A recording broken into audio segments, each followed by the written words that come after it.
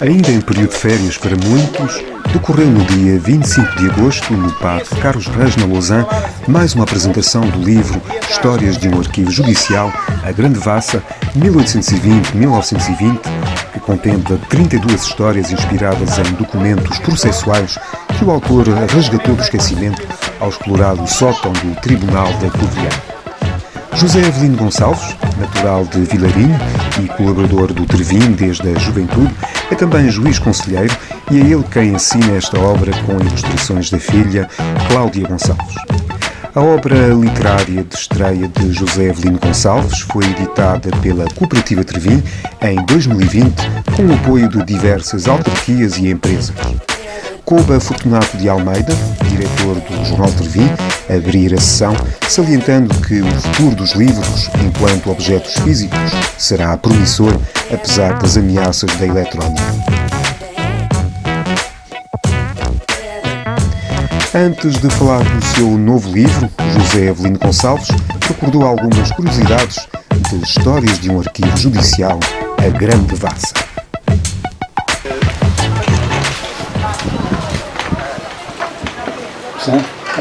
O facto de um juiz escrever livros e livros sobre a justiça, de facto, não é muito normal. Agradecer às minhas filhas, não é? À Cláudia, que participou e deu um colorido diferente, um colorido especial ao livro, com as suas ilustrações. À Andreia, e dar-lhes parabéns também por terem terminado a sua carreira universitária. E a Alina, de facto, que já matura há 30 e muitos anos e que tem sido sempre o meu braço direito e o braço esquerdo nestas coisas. Porque é que um juiz afronta, digamos, o pó de um arquivo com processos com mais de 200 anos, que se lá encontravam perdidos no escuro do sótão? Como é que aconteceu isso? É muito simples explicar-vos isso. Eu, de facto, antes de ir para as lides judiciárias ou pelo direito, a minha grande paixão era a história e a investigação histórica. Aliás, eu sempre gostaria de ser arqueólogo, que era, digamos, aquilo que eu sempre mais gostei de fazer desde criança, não é? Investigar coisas antigas, trabalhá-las, conhecê-las. Portanto, era a área que eu pretendia seguir quando era criança. Mas, de facto, a vida depois toma outros rumos. E se calhar até em termos económicos, em termos profissionais, fiz muito bem ter seguido a carreira da magistratura. De facto, é uma carreira muito bonita, muito interessante e que me tem encaminhado muito. Eu também tenho encaminhado, de facto, a própria magistratura.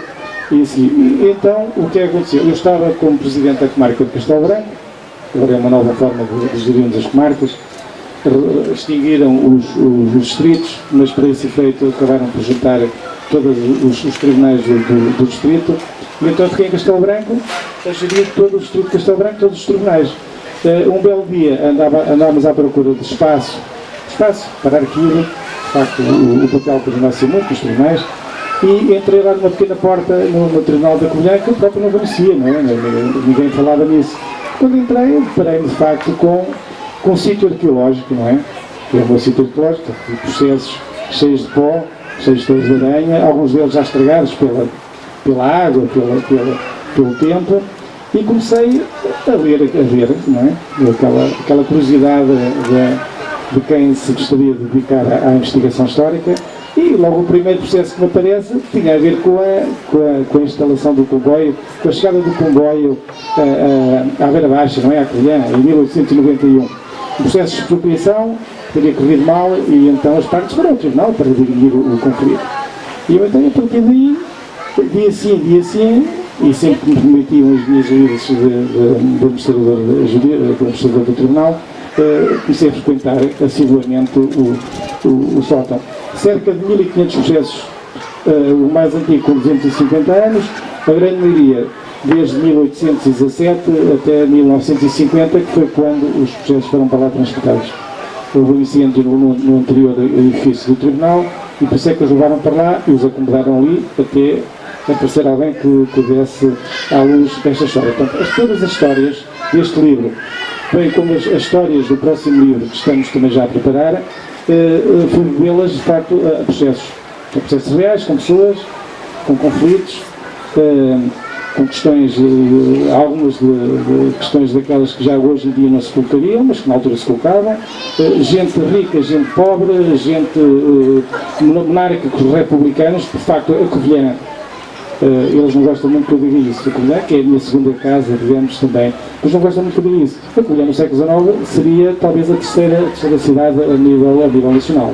Temos a riqueza, pagamento de impostos, casa dos textos, como sabem, não é? E então, nessa época, de facto, havia conflitos que, na grande maioria das cidades e das vilas, não existiam. Eu só vos dou dois exemplos. E nós temos a mania que estão a ouvir bem, não estão? Nós às vezes temos a mania, esta gente do século XXI, que agora é que andamos a discutir a roda e coisas, não é? E esses conflitos ideológicos que começam a aparecer também. A década de 1870, vocês não imaginam a confusão que foi.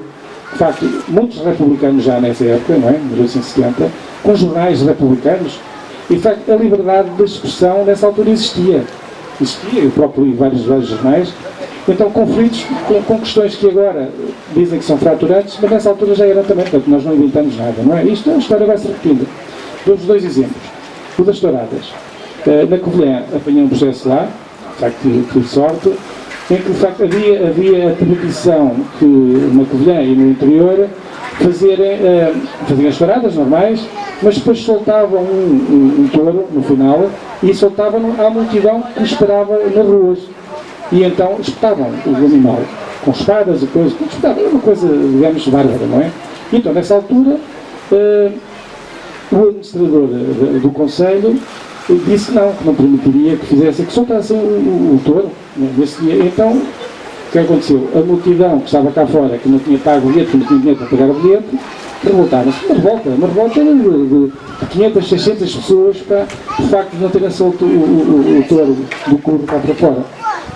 Para parar a tribunal, depois acabaram por ninguém foi condenado, porque depois já ninguém sabia quem tinha começado a confusão. Mas houve mortes e feridos e tudo por causa disso. Um outro caso tem a ver também com um vendedor de Bíblias. Gente que vinha do Minho, não é? Nessa época, nós agora pensamos que fazemos 500 km ou 1000, ficamos muito cansados, não é? E, nessa altura eles faziam os tais 500 km a cavalo, ou numa mula, não é? E esse era um homem do Minho, de um sítio chamado Rio Cabrão, se a Baixada conheceu, que é um nome até muito engraçado, ali junto a Ponte de Lima, na zona de Lima. E ele era um homem, de facto, que vendia a nível nacional Bíblias e outros escritos. Então ele tinha um padre muito amigo dele, na zona lá também de Ponte de Lima, em que, além de lhe vender a Bíblia, por dentro levava sempre uns livros do nosso agora esqueci o nome, mas coisas eróticas, não é? Dentro da própria Bíblia, o padre dizia, mas traz-me lá aquelas coisas que nós gostamos também de ver, não é? Portanto, ele fazia essas coisas. E um belo dia resolveu vender umas Bíblias para a Covilhã. Ficou a dormir em ceia, comeu lá umas coisas engraçadas, e logo umas pessoas que estavam lá avisaram, tu vais vender Bíblias à Covilhã, eles queimam as tuas Bíblias e queimam-te a ti também. Havia lá, de facto, um conjunto de padres católicos, não é? Que eram os padres de Garinha, gente de nível, um deles era formado em medicina, o outro em direito, mas extremamente pessoas que levavam a religião ao computador, extremistas, um pouco, fundamentalistas, um pouco. E de facto ele teve esse aviso. Ele fez de orelhas moca, pegou nos seus machos, passou a Serra da Estrela para o lado de lá. Mal chega lá, vende a primeira Bíblia a uma pessoa, que coisa. O homem começou a ver a Bíblia e disse, esta Bíblia não presta, é falsa. Porque era uma Bíblia protestantes, não é? Que havia diferença entre a Bíblia protestante e a Bíblia católica. Então fizeram queixão do Senador, pegou no vendedor de Bíblias e capou, prendiu logo, sem coisa. E para evitar que os padres de Garinha mandassem queimar também ele. Mas nessa altura já existiam juízes também lá na zona da Cova da Beira. De facto, o juiz era um homem de Lisboa, com formação humanista, naturalmente o interior tem sempre estas coisas e continua a ter. Uma tinha de Lisboa, que tinha já influências humanistas, influências socialistas em termos da relação com o poder e a relação com o trabalho. E ele próprio ordenou logo que soltassem o vendedor de Bíblias, porque de facto ele estava a fazer o trabalho dele e era o trabalho de onde ele ganhava dinheiro. Ordenou e citou inclusivamente um bispo na altura de Viseu, dizia que às vezes os próprios católicos eram os que davam o pior nome à religião. Neste caso, a religião católica, que era a religião... mas o próprio investigador atreveu-se a sugerir ao juiz que pedisse ao Bispo da Guarda para arranjar um perito para avaliar se a Bíblia era ou não boa, não é? Portanto, o Bispo da Guarda iria se pronunciar como a Bíblia, que naturalmente iria no sentido que ela não prestava. Portanto, mas só para dizer que, de facto, já nessa altura havia questões fraturantes e que eram decididas nos tribunais. Portanto, nós nos dias de hoje, neste século XXI, que corre tormentoso, novos lados, naturalmente, noutros não, acabamos por nos colhar, reinventamos as coisas, não é? Quem esteve presente nesta apresentação teve a oportunidade de mexer e de ver com os seus próprios olhos alguns dos processos que estiveram na origem do livro de José Avelino Gonçalves. Em relação ao futuro, o juiz-escritor revelou já estar a trabalhar afincadamente num segundo volume e possivelmente num terceiro. Para já, o segundo livro conta mais de 30 histórias com personagens de peso. O lausanense Vicente Ferrer, ilustre professor de Direito Natural da Universidade de Coimbra, é um dos protagonistas. A ele junta-se Alexandre Herculano, amigo de Vicente Ferrer, que o visitava na sua quinta situada no Freixo. As ilustrações da obra estão novamente a cargo de Cláudia Gonçalves, desta vez num estilo mais moderno. O magistrado do Tribunal da Relação de Coimbra revela alguns pormenores.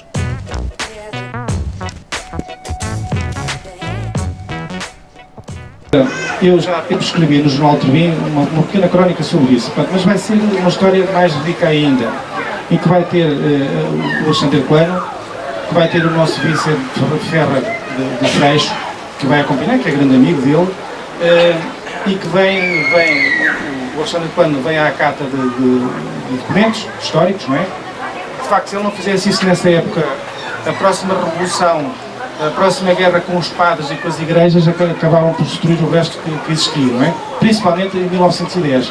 E todos nós sabemos, de facto, que foi uma coisa muito turbulenta em termos de tudo que tinha a ver com freiras e com frades, portanto, a estação, venderam documentos valiosíssimos para ali nos leilões públicos, não é? Portanto, o Alexandre Herculano contribuiu para, de facto, nós podermos arrecadar na Torre de Tombo documentos interessantíssimos, não é? Portanto, e um dos sítios onde ele veio foi a Lourvão. E, portanto, a história vai começar em Lourvão, de facto, em que ele se vai queixar do estado miserável em que as freiras estavam. Ele próprio diz, esta gente liberal aí, e deixam morrer à fome aqui meia dúzia de pessoas por causa da religião, não é? Portanto, é lá, o nosso Vicente do Freixo, nessa altura ele era professor universitário da Universidade de Coimbra, não é? Depois vai ser reitor mais tarde, encontram lá e depois fazem parelha até ao Freixo. Portanto, eles vão ficar aqui no Freixo e quando chegam, o Alexandre quando fica deliciado com a paisagem quase minhota ali do Freixo, não é? As três ribeiras, incluindo a Vilarinho e do Fiscal, que se encontram ali, era na altura do milho, o milho estava em pujança, as meninas de Vilarinho estavam ali a cantar umas modas na época, não é? Então eles ficam ali durante a noite. Depois dali partem para Santo António da Neve. Mas estiveram lá agora, não é? No dia do Santo, partem lá, ele vai ver os poços da neve também e acabam por jantar lá e por comer lá um sorvete feito com a neve lá. Portanto, isso eu vou buscar e vou ver também uma parte às memórias do Alexandre Herculano, aos apontamentos que ele tem. Depois de lá, descem a Lausanne, ele diz que encontrou pouca coisa interessante aqui no nosso arquivo, não é? No nosso arquivo histórico, encontrou pouca coisa, e seguem para Foz de Ouroço. Fica na casa do futuro Conde de Foz de Ouroço, que na altura não sabia ainda, ele dá um grande elogio, e depois termina a sua viagem aqui na nossa região, em Semide, com as freiras de Semide, que lá existiam algumas, em que eu coloco não só o Alexandre Herculano, mas também os seus convidados, a provarem a bela chanfana feita pelas mãos das freiras de Semide, que eu, de facto, nunca tinha comido um jarro daqueles, e gostou. E depois aproveito também para dedicar essa história à minha mãe, à avó Dulce, não é? De facto, para mim, será das melhores fazedoras de chanfana, para mim, não é bem mal, não é? Será a melhor fazedora de chanfana aqui da região. Ainda hoje comemos. É verdade, ainda hoje comemos uma bela chanfana, hoje não, hoje e ontem, da minha sogra também, é? também. Portanto, esse é um dos casos, das histórias que eu vou fazer passar aqui pela nossa Lousã. Depois também tem uma que tem a ver com o Candal. Tem as águas, chamei-lhe as águas turbas do Candal, portanto, de 1939, em que sai um pequeno opúsculo da topografia lousonense, que vocês conhecerão com certeza, tinha a ver com a repartição e com a divisão das águas no Candal. Então aproveito esse opúsculo para fazer também uma pequena história sobre agentes do Candal. As três pessoas que fizeram a divisão, foram três indivíduos, um deles do fiscal, muito conhecido também, na época, penso que um dos palacetes fiscal até é dele, será dele. Portanto, e vai andar à volta, de facto, da questão das águas do Candal, dos problemas que existiam por causa das águas, a falta de água nesse ano, que nem uma couve havia serrana para poderem fazer o calzinho, não é? O cal, tá? Portanto, e depois termino com a história da construção da primeira escola pública, não é? Foram com dinheiros vindos dos Estados Unidos, pensou, foi da América, foi dos nossos imigrantes. Portanto, essa será a segunda história que vou fazer aqui na nossa Serra da Lousã. Não tem propriamente a ver com o arquivo judicial e por isso vou chamar a este próximo livro Histórias de um arquivo e outras histórias também. Porque também vou aproveitar, porque de facto me toca a mim, porque também andei na Universidade de Coimbra, não é? Falar sobre o Antero Quintal. Antero Quintal, não é o poeta, digamos uma faceta um pouco desconhecida de todos nós, em que ele esteve preso também lá, não foi preso lá, era turbulento, como todos os outros, começavam pelos primeiros anos, e contra a história de facto do ensino muito escolástico ainda, não é? Muito cheirada às sementas para a coisa, que eu também ainda apanhei esse género de ensino. Portanto, vai-se passar com o Tarquinho de Quintal e em Coimbra. Portanto, serão as três histórias, digamos, que eu escolhi para aconchegar aqui a nossa Lousã e Coimbra e a nossa região. Todas as outras têm tudo a ver, de facto, com novas histórias que eu descobri lá no aliás, falo também no Padre Zé, penso que o Casimiro conhece, não é? A figura do Fundão, na altura um pouco antes da República, não é? Do Padre Zé também. E depois tem aqui várias histórias do contrabando lá do Padre Zé, que era do Fundão, e grande amigo do João Franco, que era monarca de João Franco, que na altura era ministro, e que é um atentado em Lisboa que se está a preparar, em que de facto o Padre Zé não estaria diretamente, mas se conhecia, e ele próprio é que veio a dizer a alguns amigos, pá, digam lá a esse pessoal, pá, que ele afinal é meu conterrâneo, não é? O João Franco, que é do Alcaide, é meu conterrâneo e é amigo dos meus pais, portanto, pá, não quero que o homem morra no atentado, pá, portanto, há ali um conjunto de coisas ligadas à República, e depois ao contrabando, toda a zona desde a Guarda até passar pela Covilhã, São Francisco de Assis, portanto, toda aquela região, portanto, também tem 3 ou 4 histórias sobre essa questão. Depois tem uma história muito engraçada, depois não podia deixar de ter também, tem a ver com um chofer, o motorista e o amor proibido. De facto, é um motorista de um dos diretores das minas da Panasqueira, em 1939. O inglês já tinha prometido a rica filha, a um inglês cheio de libras, não é? Mas apaixona-se pelo motorista. Portanto, a história vai a partir daí. As confusões que eram, eles fugiram para a Espanha, não é? O amor proibido, o casal fugiu para a Espanha, mas foi apanhado até pela vida, na altura, foi lá apanhado. Portanto, é todo um conjunto de histórias que andam à volta, de facto, do arquivo judicial da Covilhã e todos aqueles 1000 e tal processos que estavam ali à minha exposição, que era o meu sítio arqueológico, que eu nunca tive, não é? Mas que agora tenho à exposição e que é um privilégio para mim, deixa-me dizer. Eu não conheço ninguém que tenha ali todo aquele conjunto de processos à minha disposição à hora que eu quero, posso levar os que quero para casa para trabalhar neles, não é? E não será muita gente, ou se calhar ninguém tem esse privilégio, porque, como sabem, os processos judiciais vão todos para os arquivos distritais. E quando vão para os arquivos distritais, depois temos que fazer quase um requerimento ao Papa, não é? O Papa que tenha coisa, que não será de facto, ter acesso aos arquivos, pá, que são fechados a 7 chaves, e não é fácil. E eu vou-vos dizer, havia um processo que correu, temos na Idenha Nova, que eu também vou pegar nele, tinha a ver com os curandeiros. E tem a ver com o escritor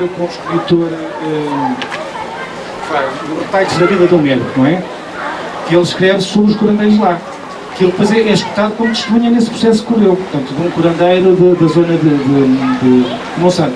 Esse processo já não estava nos arquivos do Tribunal, estava no arquivo distrital. Eu, como juiz presidente, vocês imaginam a dificuldade que eu tive para ir buscar o processo. Portanto, vejam de facto como é que às vezes as instituições andam. Isto tem que ser transparente, isto tem que ser público, as pessoas têm que ter acesso de facto a toda essa história, não é? Nós não podemos estar aqui a fechar as chaves para meio das ideias, portanto isto tem que ser.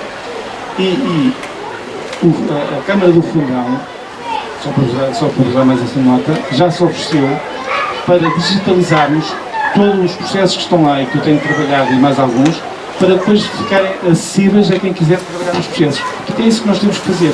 E é isso que eu estou a fazer a nível dos arquivos do Tribunal, neste caso o Tribunal da Covilhã. Enquanto não chega o novo livro, fica a sugestão de lerem Histórias de um Arquivo Judicial, A Grande Vassa, 1820-1920.